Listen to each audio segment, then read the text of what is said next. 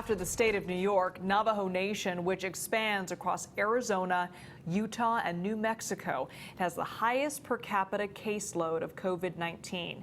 Now, one Bay Area medical center is sending a team of volunteer doctors and nurses to lend a helping hand.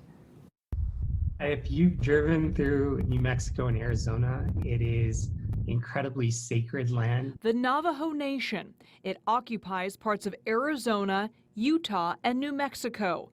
But now every corner of the nation has been hit by this unrelenting virus. If Navajo Nation was a state, I think this week it would be the most impacted state in the country in terms of cases per capita. The first citizens of our country. Dr. Sriram Shamasundar is part of two waves of roughly 30 doctors and nurses from UCSF who jumped on a plane and headed to Navajo Nation. We believe that all people deserve high-quality health care, especially the most vulnerable. The virus has sickened more than 4,000 tribal members and killed nearly 150.